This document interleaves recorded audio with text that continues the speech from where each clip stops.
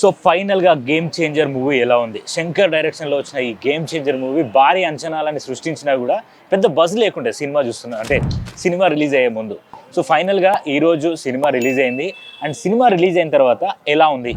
2 hours 45 minutes ఉన్న ఈ సినిమాలో అప్పన్న క్యారెక్టర్ అనేది చాలా అంటే చాలా ప్రేక్షకులని చాలా మనసుకి హత్తుకునేలాగా, ఇప్పుడు ఏదైతే రంగస్థలం సినిమాలో మనోడికి చెవుడు ఉంది కదా, ఈ సినిమాలో హీరోకి నప్తి ఉంటుంది. సో స్పాయిలర్ లాగా అనుకోకండి, దట్స్ చెప్పుకోవచ్చు బయటికి. సో స్పాయిలర్ అని అనుకోవాల్సిన అవసరం లేదు.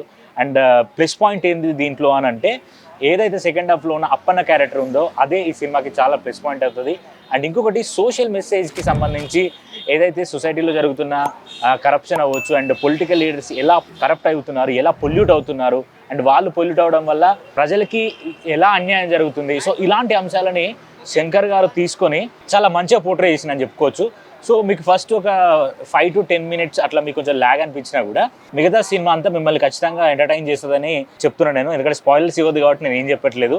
బట్ ఓవరాల్గా మూవీ విషయానికి వస్తే మాత్రం బాగుంది. ఇప్పుడు ఎగ్జిక్యూషన్ బాగానే ఉంది. మనందరికీ తెలుసు శంకర్ గారి సినిమాలు ఎలా ఉంటాయి, తను ఏ సినిమా తీసినా కూడా ఒక సోషల్ మెసేజ్ అనేది ఖచ్చితంగా ఉంటుంది.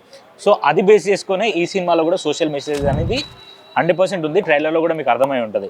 అండ్ ఇకపోతే సినిమా ఓకేలానే ఉంది, అంటే కంప్లీట్గా బ్లాక్ బాస్టర్ అని చెప్పుకోవడానికి కూడా లేదు.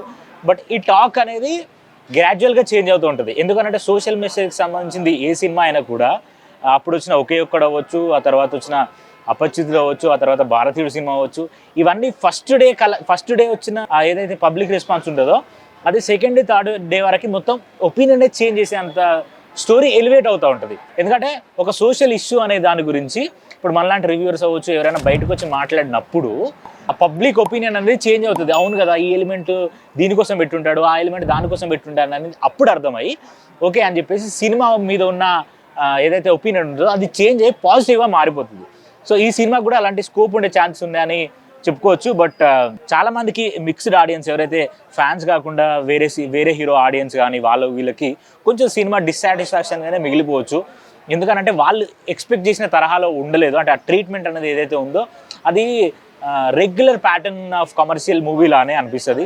అండ్ మీకు కొన్ని విజువల్స్ ఉంటాయి. అండ్ ఎలాంటి విజువల్స్ ఉంటాయి అంటే కొంచెం సర్ప్రైజింగ్ ఎలిమెంట్స్ కూడా మీకు ఈ సినిమాలో మీరు చూస్తారు, మీకు కనిపిస్తాయి కూడా. అది నేను రివీల్ చేయడం బాగుండదు.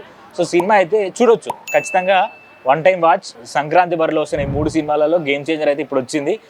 సూపరు బ్లాక్ బాస్టరు బంపర్ హిట్ అని చెప్పాల్సిన అవసరం లేదు, బట్ బాగుందని చెప్పొచ్చు సినిమా. ఎందుకంటే మనం స్పాయిలర్ ఇవ్వద్దు, అలాగని చెప్పేసి హానెస్ట్గా ఎలా ఉందో చెప్తే బాగుంటుంది కాబట్టి ఓకే బాగుంది. అండ్ డ్యాన్స్ కూడా బాగుంది. ఒక డిసప్పాయింట్మెంట్ ఏంటంటే నానా హైరానా సినిమా పాట ఏదైతే ఉందో సినిమాలో తీసేశారు.